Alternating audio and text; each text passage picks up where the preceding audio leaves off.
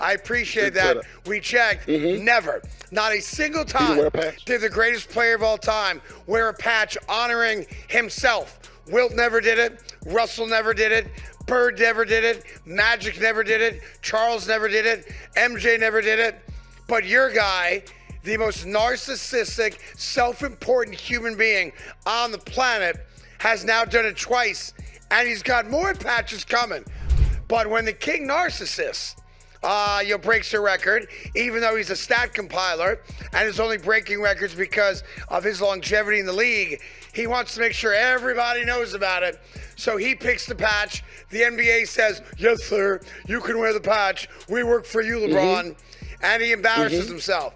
So he's got one patch for turnovers, because he's got more turnovers than anybody in the NBA. And he's got another patch coming for most field goals missed.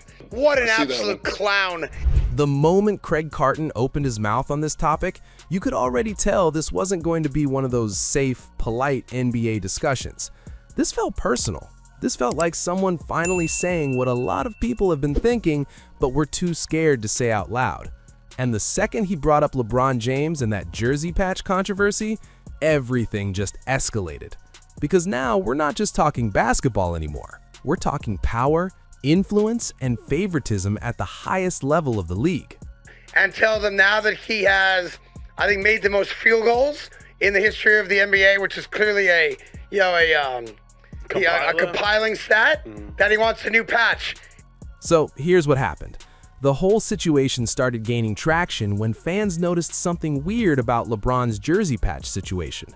On the surface, it might look like a small branding or sponsorship thing, but once you dig deeper, it starts raising serious questions. Why does it feel like certain rules don't apply to certain players? Why does it always circle back to LeBron whenever there's something controversial, but somehow nothing sticks? And that's exactly where Carton came in and basically said, enough is enough. Here's the part nobody is talking about.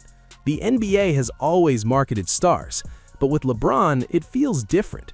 It's not just marketing anymore, it's protection. Carton pointed out how the league bends over backwards to keep LeBron's image clean. Whether it's officiating, media narratives, or even situations like this jersey patch issue, it always somehow ends in LeBron's favor. And when you stack that over a 20-plus year career, it stops looking like coincidence and starts looking like a pattern. The NBA apparently works for him that they've approved this, because they do have to approve it after all, that it's time for him to wear a new patch on his jersey. Now, let's break this down properly. The jersey patch controversy itself might sound minor, but it represents something bigger. These patches are tied to money, branding, and league-wide deals.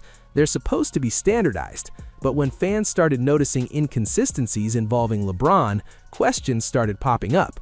Are certain players getting special treatment behind the scenes? Are sponsors being prioritized differently depending on who's wearing the jersey? And Carton didn't hold back. He basically said what others avoid saying. The NBA has a favoritism problem, not just with LeBron, but he's the biggest example of it. He brought up how other players have been fined, criticized, or even sidelined for much smaller things, yet LeBron somehow navigates controversy like it doesn't even touch him.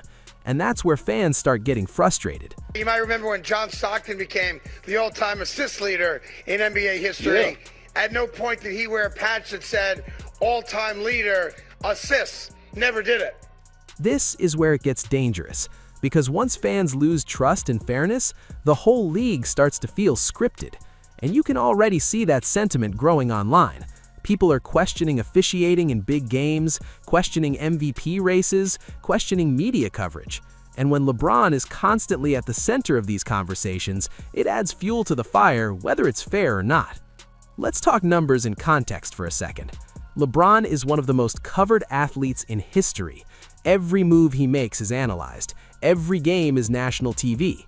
That level of exposure naturally brings influence, but influence becomes a problem when it starts affecting outcomes. Carton hinted at this by comparing LeBron's situation to other superstars who don't seem to get the same level of protection. Matter of fact, in the history of the NBA, for every individual player that at some point had set the record for the most of blank, not a single one of them ever wore a patch on his jersey to acknowledge his greatness.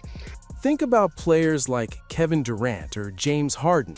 Both have faced intense criticism, media pressure, and even league scrutiny for their decisions. But with LeBron, even when things get messy, the narrative somehow shifts in his favor. That's not accidental, that's influence. That LeBron James is only about LeBron James. For him to want and to wear a patch, nobody else wants to wear it. Nobody else is going to wear it. And then you have the media layer on top of this.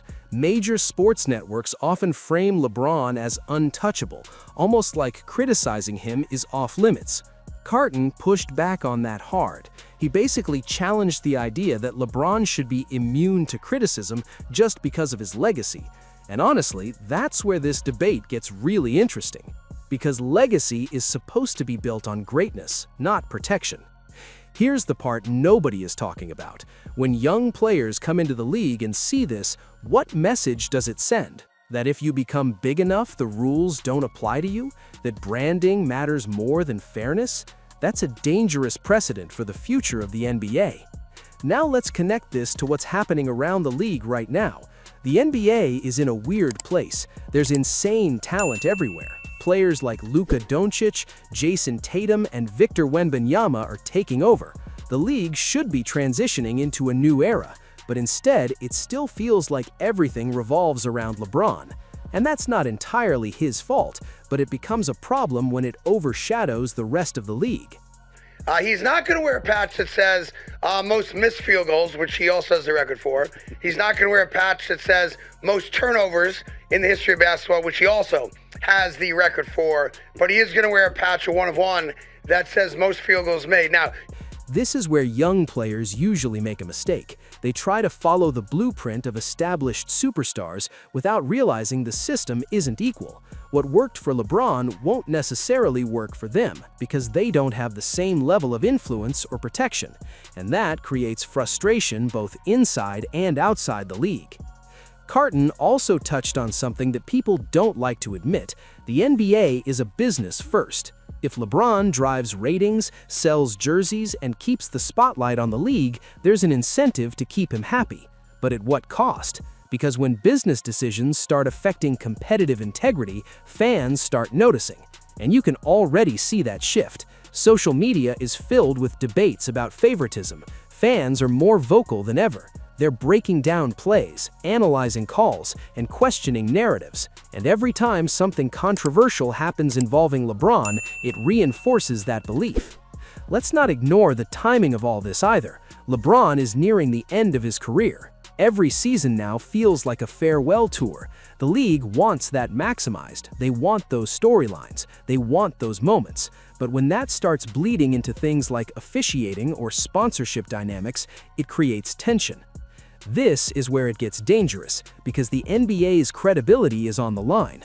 If fans start believing outcomes are influenced by star power rather than performance, it changes how they watch the game. It stops being about competition and starts feeling like entertainment in the worst way. And Carton, love him or hate him, forced that conversation into the spotlight. Now let's zoom out and look at the bigger picture. LeBron's legacy is already secure. Championships, records, longevity, he's done it all. But controversies like this don't erase his greatness. They complicate it. They add layers to how people will remember him. Was he dominant? Absolutely. Was he influential? Without a doubt. But was the system always fair around him? That's the question people are starting to ask. Here's the part nobody is talking about. Legacy isn't just about what you achieve, it's about how you achieve it. And when there's even a perception of favoritism, it changes how people interpret everything else. And that's why this debate isn't going away anytime soon.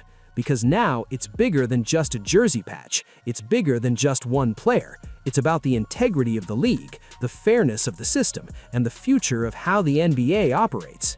So let me ask you this. If the NBA really is favoring certain players, is that just smart business or is it damaging the sport? And if LeBron is at the center of it, does that hurt his legacy or does it prove just how powerful he really is? Because either way, one thing is clear. This conversation isn't ending quietly.